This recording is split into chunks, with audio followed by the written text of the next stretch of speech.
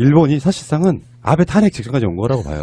나 일본 사람들이 현직 수상 물러가라고 데모하는 거 처음 봤어요. 그래요? 그것도 몇천 명 모여가지고. 네. 원래 시위가 없는 아, 나라라고 왜 하죠. 그래요? 몇천 명이나 몇만 명이에요. 아니, 어쨌든 간에 어마어마해요, 지금. 이게 예외 있잖아. 네. 동유럽이 개방되거나 어디가 민주화될 때는요. 옆 나라에 영향을 받거든요. 예. 난 우리까지는 진짜로 개돼지였어. 한국에 비하면. 일본 시민들이 우리 촛불 집회를 보면서 한 번은 해보고 싶었나 봐요. 예. 근데 그게 역사에서도 있잖아요. 3.1 운동이 5.4 운동이나 무폭력 운동에 영향을 미쳤잖아요. 근데 우리 촛불이 저는 미칠 거라고 봤어요. 근데 일본에 지금 미치고 있거든요. 어쨌건 일본 재무상의 50대 직원이 번청의 지시로 문서를 고쳤다는 취재 메모를 남기고 죽었어요. 이게 이제 문서 조작인 거죠. 근데 이게 아베 부인 다 연결돼 있는 부분이에요. 네. 이런 상황이 되면 사실 우리나라에서 이런 비슷한 사건들이 있어서 일본의 그런- MB. 예. 그러니까 아베가 생긴 것도 딱 일본판 닮았어. MB예요. 생긴 것도 닮았어.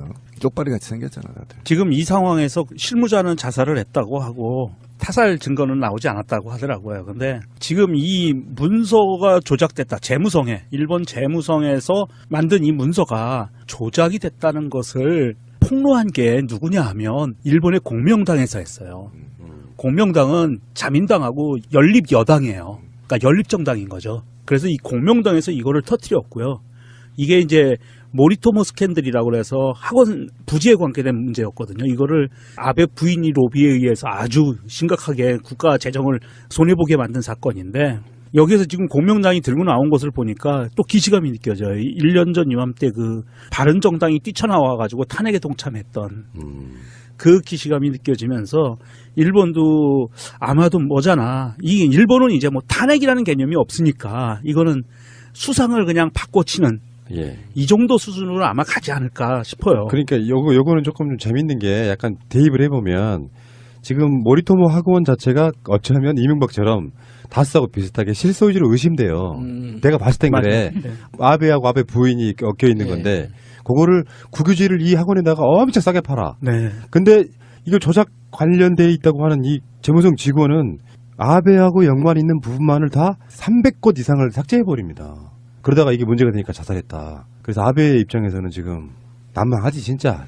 그렇죠. 한국 돈으로 93억 정도 되는 돈인데 한 방에 100억 넘네요. 좀 뿌듯한 느낌이 있어요. 이게 원래는 이런 이야기가 있잖아요. 일본에서 유행한 게 3년 후에 한국으로 들어온다. 이런 게 있잖아요. 근데 이제 우리의 개혁 분위기가 1, 2년이 지나니까 일본으로 건너간 것 같아서 우리가 정치 문화적 선도국이 된 것 같은 그런 신호가 아닌가 하는 기대를 갖게 되네요. 그러니까 이 작은 사건이라고 한국에서 볼 때는 정말 작은 사건이죠. 박근혜 정부나 MB 정부에 보면 온갖 조작을 통해서 유지를 했지만 그나마 일본은 아직도 정치가 살아있다는 걸 좀 느껴요. 문서 조작 하나 저거 덮을 수 있거든요. 일단 번개탄 먹었잖아요. 먹었으니까 삼길 수 있었는데 이것을 어쨌든 우리 수준의 혁명은 아니지만 총리 정도는 갈아치울 수 우리나라로 대통령 아닙니까? 대통령 하나 쉽게 갈아치울 수 있는 제도가 있다라는 거거든요. 근데 저는 일본 국민들한테 우리가 꼭 부탁하고 싶은 건 뭐냐면 일본이 진짜 한 번도 민중혁명이 성공한 적이 없어요. 민주혁명이라는 그 자체를 해본 적이 없어요. 예, 그러니까 지금 이제 이게 조로의 기회거든요. 조로의 일본이 진보 민주정치가 지금 거의 소멸되어 있잖아요. 그러니까 이때 바로 진보 민주정치를 확대시킨다는 의미는요. 동북아 정세가 바뀌어 나간다는 거거든요. 그래서 한국에서 대통령 구속시키는 걸 배우지 말고 한국 민중들이 촛불을 어떻게 켰고 어떻게 사회를 발전시키고 어떻게 동북아 평화에 기여하고 있는지를 좀 배워서 일본 민중들도 좀 거국적으로 일어나서 이 큰 동북아 평화의 기류에 좀 합류했으면 좋겠다. 그리고 일본의 극우 세력들은 이제 저쪽 태평양으로 떨어뜨려 버리고 좀 함께 동북아 평화를 만들었으면 좋겠다. 그런 측면에서 이거는 아베의 부패는 저는 빙산의 일각이다. 저는 이렇게 보고 계속 나올 거다 저는 봅니다. 이번 사태에서 이 재무성이 그 조작한 사태에서 지금 핵심적으로 몸통 역할을 했는데 꼬리 자르기로 해서 사표를 내고 나갈 뻔한 사람이 국세청장이에요. 네, 맞아요. 그래서 꼬리 자르기 형식으로 이 사람이 그냥 사표 내고 나가는 정도에서 마무리 지으려고 했는데 아까 말씀드린 그 열린 여당인 공명당 측에서 공식적으로 제안을 해서 국세청장이 국회에 출두를 하게 됐어요. 다음 주에. 그러면 국세청장이 나와서 이 일본이라는 나라의 국세청장이 자기가 그냥 떠안고 가지도 않을 거예요. 이거는 뭐 수조 원이 걸린 것도 아닐 거고 큰 금액은 아니니까. 그러면 애지간하면 분다고 가정을 시켜놓고 보면 아베는 아마도 다음 주가 지나가고 나면 거의 사퇴하는 수순으로 가지 않을까. 예, 지금 총리를 완전히 공간을 지금 장악했고요. 시민들이. 그다음에 아베뿐만 아니라 그 내각을 총사퇴하더라고 요구하고요. 이 안에 문구가 실제로 현장에서 들려오는 소리는 한국을 본받자는 각성의 목소리가 민중들 사이에 퍼지고 있다는 거예요. 야, 이 민주 부심. 예, 이 자부심 이게 한국인들 대단한 거예요. 그러니까 한국을 본받자 하면서 아베 하나로 지금 마무리를 하려고 했는데 총사퇴를 요구하고 그러고. 그러니까 우리가 한국인으로서 아베가 그동안 너무 못된 짓을 많이 했기 때문에 그냥 꼬습다 막 이런 것도 기분 좋은 감정이지만 그걸 좀 한 발짝 나가서 의원 내각제라는 게 잘못 작동하면 이렇게 무서운 거예요. 그럼요. 그러니까 이번에 아베가 그냥 사퇴한다고 해서 일본 의회가 변할까요? 안 변하죠. 절대 변하지가 않습니다. 그러니까 의원 내각제라는 그 제도 자체에 대해서 근본적으로 다시 생각하지 않는 한은 원래 아베 주변에 있던 사람들이 다시 그 자리에 갈 테고 맞아요. 그 밑에 있던 사람들이 또 감싸고. 그 옆으로 갈 거예요. 그러니까 예를 들면 말을 정말 잘 꺼내셨는데 MB 이후에 박근혜 다음에 홍준표가 계속 하는 거 돌아가면서 그러니까 그런 방식이기 네, 때문에 이게 지금 자유한국당이나 일부 의원들이 의원 내각제, 의원 집정부제 이런 이야기를 꺼내는 것 그거 자체가 하려고. 네. 자신들의 머릿속에는 일본의 정치 시스템이 너무 좋아 보이는 거예요. 국민들과 상관없이 자기들 우리끼리만 그냥 먹고 살 수 있는 시스템, 정치 시스템이 너무 좋아 보이기 때문에 주장하는 거거든요. 맞습니다. 그래서 이게 제왕적 대통령이라는 말은 환상 같은 거예요. 제왕 같은 새끼가 대통령을 하는 거지 제왕적 대통령이라는 건 없는 거예요. 맞아요. 네. 근데 어쨌든 홍준표와 자유한국당은 아베를 좀 보호하러 일본으로 가야 되는 거 아니에요? 의리를 이제 지켜야지, 시발. 아베는 일본 제국주의 어떤 상징 같은 인물이지만 사실 지금 아키히토 일본 왕가는 원수지간처럼 지내고 있거든요. 네, 맞아요. 내년 4월 달에 왕위를 지금 이양하잖아요. 그렇죠. 아들한테, 그 나루히토 왕세자한테 이양하는데 이 과정에서 뭔가 아베의 군국주의 부활? 그 시도가 사실은 국민들한테 이제 씨가 안 먹히게 된 상황이고 남북 관계가 또 그렇게 되고 북미 관계가 그렇게 되면서 아베는 국제적으로 영향을 끼치지 못하고 내부적으로는 부패 스캔들이 시달리면 결국엔 굉장히 오랫동안 장기 집권하고 있는 거거든요. 아베 그렇죠. 자체가. 예. 그런 자들이 이제 일본에서 물러나고 나면 또 일왕을 따르는 국민들이 많이 있어요. 또 한편에서는. 그래서 일왕 자체는 2차 대전의 어떤 죄상에 대한 국제사회에 끝없는 사과를 하고 있는 인물이에요. 네. 그런 과정 속에 보면 일본도 결국에는 촛불의 어떤 영향을 사실 받는 거다라고 봐요. 그 촛불로 탄생한 문재인 대통령이 북미 남북 관계를 풀어내고 있는 상황에서 뜨거.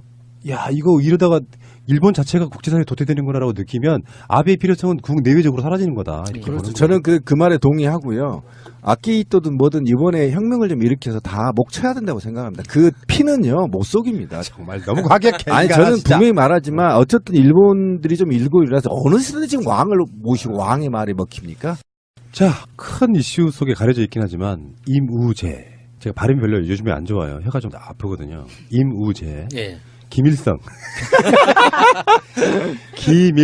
비밀과 비슷한 뜻의 김일성을 발음을 빨리 했더니 그냥 김일성이 되더라고. 어쨌건 이무재 씨가 이건희의 사위였잖아요. 네. 이부진의 남편. 이제 이 사람들이 이혼 소송을 하는데 갑자기 재판부를 바꿔달라고 해.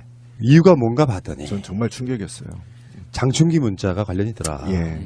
장충기 문자 보낸 판사 중에 한 명이 이혼 담당하는 판사야.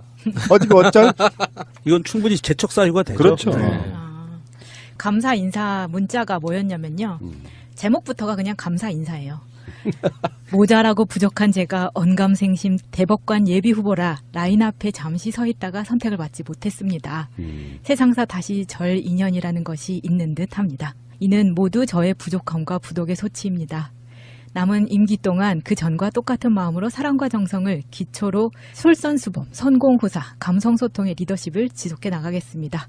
그동안 뜨거운 성원에 고개 숙여 감사드립니다. 연애편이냐 씨발. 야, 근데 잠깐 감동의 쓰나미가 몰려오네. 이게 웃음이 나오냐 진짜. 충격 아니에요? 쓰나미죠. 아, 이거는. 웃을 때는 웃읍시다. 씨발 진짜 돌아버리네. 이건 코미디급이지 지금. 어째 뭐, 대법관 후보를 삼성에서 내정하냐? 정말 충격 아니에요? 지금도 이자들이 있는 거잖아요. 아니, 김관진 생각해봐요. 외국 회사가 장관을 꽂은 건 그러니까. 그런 격이에요. 근데 뭐 삼성에만 이랬던 게 아니라 이전에 그러니까 판례들을 보면은 부장판사였던 2011년에 4대강 사업 위헌 심판을 국민소송단 6,000명이 4대강 살리기 사업을 취소하라면서 정부를 상대로 제기한 소송에서 이 사업이 정부의 재량권을 넘어서 위법하다고 볼 수 없다라고 판단을 했던 사람이기도 하고요. 그리고 2009년 촛불 집회 재판 개입일 논란을 빚었던 신영철 전 대법관에 대한 옹호글을 법원 내부 통신망에 올린 직원한테 이 강민구 판사가 직접 이렇게 씁니다. 그동안 좌파 직원들이 게시판을 잡고 있었는데 용기 있게 나서서 고군분투하고 계신 분께 진심으로 존경과 경의를 표하며 깊은 감사를 드립니다. 사법부에도 개새끼가 많네. 그런데 사실 현실적으로 봤을 때 이 사법부에서 이제 부장판사 이상 되는 그 정도 급 되는 사람들 중에 삼성의 로비로 한번 연락을 받지 않은 사람이 과연 단 한 명이라도 있을까요? 저는 단언하건대 없다고 생각해요. 삼성이 한 명은 있겠죠. 아니요, 열어놔야 돼. 단 한 명도 없다고 생각해요. 그래요? 아마 이정열 판사도 물어보면 삼성한테 연락 받은 거 있다고 말씀하실걸요. 그 정도로 삼성이라는 그 전략기획실이라고 하잖아요. 그게 이름은 바뀌죠, 계속. 그렇죠. 회장마다 바뀌지만 결국에는 비서실이라고 통칭되는 그 비서실의 조직 규모라는 게 웬만한 정보 조직급이에요. 경영적인 판단뿐만 하는 게 아니라 이 관리 삼성이라고 하지 않습니까? 보좌관들도 예외가 아니에요. 보통 한 6급, 7급 정도 되는 정도면 일단 다 그 사정 권한에 들어오는 거예요. 미리 예, 관리, 리스트 다 관리. 연락이 들어옵니다. 그래서 그 급에 맞게 대접을 하는 이게 거죠. 그 연락을 받는 그 방식 자체가 예를 들어 저 삼성에서 나왔습니다. 이게 아니에요. 뜬금없이 옛날 친구나 옛날 동문이나 동네 친구한테 니 요즘 뭐 잘 지내니? 하고 연락이 와요. 그래서 그래? 반갑다 야. 해가지고 다시 연락이 시작되잖아요. 그래서 그러면 얼굴이나 한번 보자. 해가지고 술 한잔 하러 나가. 그러면 인사해라 내 친구인데 그렇지, 옆에 나와 그 있지. 사람이 삼성 직원인 거예요. 그러니까 이게 저 같은 보좌관 따위한테도 그런 접촉이 들어온단 말이에요. 왜 나한테는 그런데- 안 해? 씨. 진짜. 왜 부장판사 이상 되는 사람들한테 삼성이 접근을 안 하겠냐고. 아니 근데 이 강민구라는 사람은 좀 네. 심해요. 보니까 이 사람 자체가 스마트폰이나 태블릿 PC 같은 스마트 기기에 소프트웨어에 굉장히 관심이 많은 사람이래요. 근데 지금 환갑이 넘은 나이거든요. 그런데 30, 40대가 주축인 모임에 주기적으로 나간다는 거예요. 그래서 이 사람을 일상생활에서 만나본 사람들이 많고 또 그런 모임에 이 사람이 직접적으로 댓글도 막 달거든요. 근데 그 댓글을 달았던 것 중에 웃긴 게 있어서 하나 가져와 봤어요. 오늘 삼성페이를 실제로 2건 사용해보니 환상 그 자체였습니다. 삼성폰의 킬러 앱이 될 듯합니다. 너무 좋습니다. 재빨리 루프페이라는 미국 벤처회사를 M&A한 삼성의 결단이 탁월합니다. 엄청난 사회 변혁을 삼성페이가 끌고 갈 태세입니다. 삼성이 미국 회사를 과감히 인수한 덕입니다. 모처럼 삼성이 한 건 했습니다. 이런 자가 지금 현직 판사예요? 네. 이 사람은 내가 보기엔 제일 위력으로 들어가야지. 이거는 스파이네, 삼성 그럼. 네? 이럴 때 스파이라고 쓰면 어쨌건 이무재 입장에서는 불안할 수밖에 없겠네요. 그렇죠. 이혼 소송 관련해가지고 이렇게 그냥 얼굴에 쓰여 있잖아. 이건희라고 얼굴 했다. 아니야. SAMSUNG 샘숭 쓰여 있잖아. 그러니까 이부진 사장이 이 삼성 형제들 중에 이건희가 뼛속 깊이 봉건적이다 보니까 무조건 고추 달린 놈한테 내 재산을 물려줘야 된다라는 이것 때문에 이재용한테 꽂힌 거지. 주변에서 평가는 이건희와 판박이로 그러니까는 성격부터 사업적인 수완과 능력까지 판박이는 이부진이라고 하더라고요. 네, 맞아요. 그래서 누가 봐도 이부진의 얼굴을 보는 순간 이건희가 딱 생각이 나는 얼굴이잖아요. 다부지네. 예. 이부지는 다부지. 아니, 근데 지금 이제 이 이자가 지금 현직 판사로 있다는 거죠? 네. 민사법정인가 보네요, 그죠? 가사법정이겠죠. 가사법정, 그렇죠. 가사법정. 서울 고법 가사 3부. 가사 3부. 그래서 이무재가 신청한 기피 신청이죠. 재판 판사를 바꿔달라고 신청한 것에 대해서 사법부가 이거 하루 전날 신청해서 원래 이제 15일인데 우리 재판하는 날인데 너무 급박하니까 판단할 시간이 좀 부족하다 해서 공식적으로 재판 기일을 연기를 했고요. 날짜는 정해지지 않았고 아마도 재판부 판사를 교체할 것 같습니다. 사법부에서. 그럼 그 교체할 판사는 누가 건강한가? 될지는 모르죠. 또 뺑뺑이 아니, 또 돌린다든지. 건강한가? 골치 아파. 참, 제가 하나 궁금한 게 있는데, 그러면 가정법정은 배심원제로는 할 수가 없나요? 신청하면 본인이? 지금 본인이 요구하면 할 수 있잖아요, 배심원제를. 안타깝네요. 바꿔도 그놈이 그놈일 텐데. 네. 처남이 지금 삼성 본사에 있거든요. 네. 강남에. 예. 아침에 수원에서 올라와요. 거의 한 6시 예. 정도에 누구 처남이요? 내 직접 전화. 그럼 지금 우리 새날도 지금 삼성 아니, 내 말 들어봐요. 연결돼 있나요? 그래서 사이가 별로 안 좋아요. 내가 삼성 대표적인 까 아닙니까? 근데 전화하면 나에 대한 가치가 없나 봐요. 왜 이렇게 친구 소개 안 시켜주죠? 그러면 요직이 아닌가 보죠. 그 전화한 분이. 어떤 특정 분야의 기술 개발하는. 아니 잠깐만 이건 심각한 문제인데 결국은 삼성 가족이네.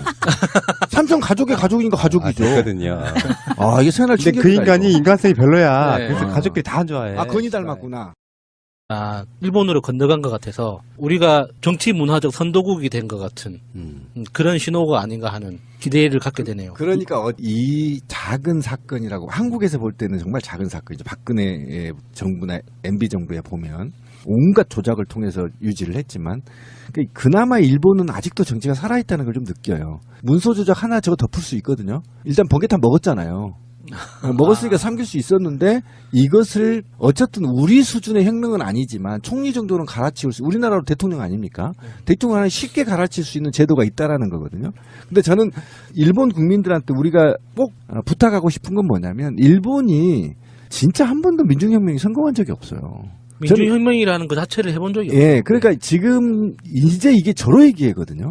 조로의 일본이 진보 민주정주의가 지금 거의 소멸되어 있잖아요. 그러니까 이때 바로 일본이 사실상은 아베 탄핵 직전까지 온 거라고 봐요. 나 일본 사람들이 현직 수상 물러가라고 데모하는 거 처음 봤어요. 그래요? 그것도 몇천 명 모여가지고. 네. 원래 시위가 없는 나라라고 왜 하죠. 그래요? 몇천 명이라 몇만 명이에요. 아니, 어쨌건 간에 어마어마해요, 지금. 이게 예외 있잖아. 네. 동유럽이 개방되거나 어디가 민주화될 때는요. 옆 나라에 영향을 받거든요. 예. 난 우리까지는 진짜로 개돼지였어. 한국에 비하면. 일본 시민들이 우리 촛불 집회를 보면서 한 번은 해보고 싶었나 봐요. 예. 근데 그게 역사에서도 있잖아요. 3.1운동이 5.4운동이나 무폭력운동에 영향을 미쳤잖아요. 근데 우리 촛불이 저는 미칠 거라고 봤어요. 근데 일본에 지금 미치고 있거든요. 어쨌건 일본 재무성의 50대 직원이 본청의 지시로 문서를 고쳤다는 취재 메모를 남기고 죽었어요. 이게 이제 문서 조작인 거죠. 근데 이게 아베 부인 다 연결돼 있는 부분이에요. 네. 이런 상황이 되면 사실 우리나라에서 이런 비슷한 사건들이 있어서 일본의 결국은 MB. 예. 그러니까 이 아베가 생긴 것도 딱 일본판 닮았어. MB예요. 생긴 것도 닮았어. 쪽발이 같이 생겼잖아, 다들. 지금 이 상황에서 실무자는 자살을 했다고 하고 타살 증거는 나오지 않았다고 하더라고요. 근데 지금 이 문서가 조작됐다. 일본 재무성에서 만든 이 문서가 조작이 됐다는 것을 폭로한 게 누구냐 하면 일본의 공명당에서 했어요. 공명당은 자민당하고 연립 여당이에요. 그러니까 연립정당인 거죠. 그래서 이 공명당에서 이거를 터뜨렸고요. 이게 이제 모리토모 스캔들이라고 해서 학원 부지에 관계된 문제였거든요. 이거를 아베 부인이 로비에 의해서 아주 심각하게 국가 재정을 손해보게 만든 사건인데 여기에서 지금 공명당이 들고 나온 것을 보니까 또 기시감이 느껴져요. 1년 전 이맘때 그 바른정당이 뛰쳐나와가지고 탄핵에 동참했던 그 기시감이 느껴지면서 일본도 아마도 일본 민주정치를 확대시킨다는 의미는요. 동북아 정세가 바뀌어 나간다는 거거든요.